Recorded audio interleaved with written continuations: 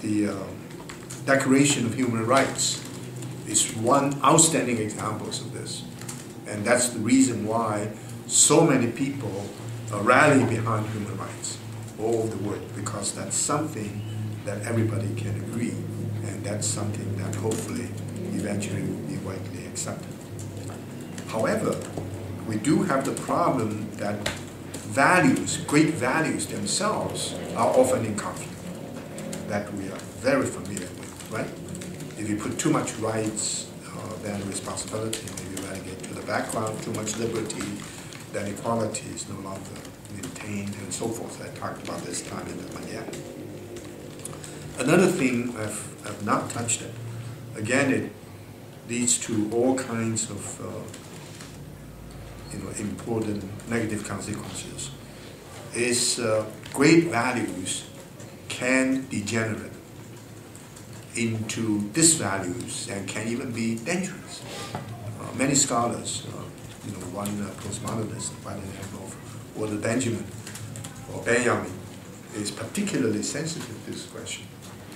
We look for some of the great values, value like God, like Allah, like humanity. All these values can be used for things, even harmony, can all be used for purposes beyond the original intention, to be sure. Sometimes, of course, it's used as a mechanism of control. Let's leave that aside. Originally, these ideas for good purposes, from the Kantian point of view, the motivations are very good, and yet these ideas may lead to negative consequences. The Crusaders, at least ideologically, they were committed to the spread of the Christian mission against not just the Muslims but others, and that turned out to be very brutal. And all the indigenous people suffered from all kinds of justifications for the action. You have to have some justification for an action, and that justification may turn out to be very negative. Let's talk about something which is very difficult to deal with, but we really have to. Let's try to define, collectively, I'm not going to do it all by myself. Let's try to define the values, positive values of a terrorist. Terrorist who bomb everyone and kill a lot of innocent people. Let's try to think. We've studied a lot, right? To think some of the even great values a terrorist embodies. Commitment. Wow, commitment, of course, no question about it. If you have no commitment, you're not going to do it. Courage. Courage, my gosh. You decide to sacrifice your life. Passion. Well, that's something. That's something we need to talk about. Give me a little bit. Normally, I try not to use that for obvious reasons. Give me one reason why a terrorist is passionate. I don't think someone could give their life and... oh, I'm sorry. Passion. Yeah. Absolutely. Absolutely. I misread. I misheard. Mm-hmm. Passion.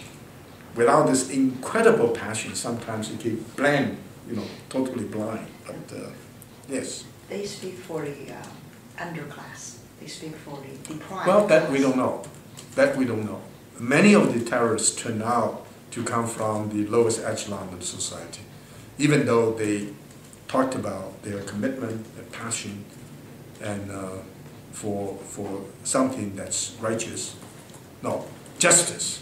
Their idea, we do that for justice because our country, our people, our society have been wronged in a serious way. For the first time, I think it is, that if someone who's willing to die to commit something, it's extremely difficult to deal with that, right?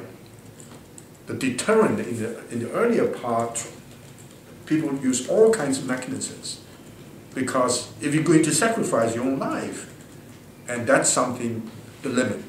You try to refrain from commitment. But right now, it's not. What are some of the other? There are quite a few of them.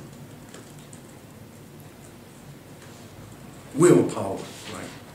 If you don't have the kind of willpower, how can you really do it? Faith. If you do not have faith, right? Faith of the afterlife. You died immediately. You enter into the kingdom. You enter into. But there's an exception to that. Timothy McVeigh, who Pardon me? Timothy McVeigh. I don't think let's leave Timothy McVeigh. We talk about really. Tell me a little bit about Timothy McVeigh. He wasn't bombing the building for religious reasons at all. It was strictly to protest the. Absolutely, that's the power. reception. That's reception. That's true with the famous Harvard graduate, right? And also became a professor of math at Berkeley. At Berkeley. Unabomber. Okay. Any other values? Well, self-sacrifice. Really incredible. Incredible. That's obvious. And if you try to think in the purity of the heart, it's very strange. Single-mindedness, right? You have no other idea, just single-mindedness. And not to mention comradeship. You have a group of people who organize, say, we're going to die together. No one actually deviated from that commitment. There's a certain kind of group effort, comradeship. Well, if you find someone, around your friends that embodies all these great values, you'll consider this friend a very, very worthy friend. You'd like to be a friend of this nature, right? What are missing? There must be something missing. Like for 9/11, because it was Pardon me? particularly for September 11, because it was such a grand scheme, I would say that particularly for this terrorist attack, you need a lot of careful planning, deliberate organization, a lot of coordination. I mean, that could be a value, a lot of planning and That's still the positive side, right? Yeah, some of that. Positive side, with years and years of scientific technology, internalization. These guys, there's a discovery that these guys all try to learn how to fly, how to take off, without interest in landing. So there was a report actually from the trainer, and reported to FBI, say, look, very strange group of people who came here to learn to fly, but no one was interested in landing. Why? Well, these people just want to have a great time, that's it. So there's so many. Now, will you be able to say these people are compassionate? Maybe you can try to find a way of doing that. Compassionate, so I misheard your passion, it's compassion. Unless you have a very restricted sense, you're very compassionate in terms of, how about sympathy? They have any kind of sympathy beyond this incredible commitment to something which is so, of course, totally closed, aggressive, incredible, brutal particularism. That moment. Certainly not ecumenical. Certainly not global citizenship. Certainly not the civic virtues that shared by all members of the community. Certainly not a sense of the worth of the lives of individuals, or the worth of the lives of those who are not implicated in the scheme against us. In other words, many, many great values, especially look at Confucian values. There's no humanity, right?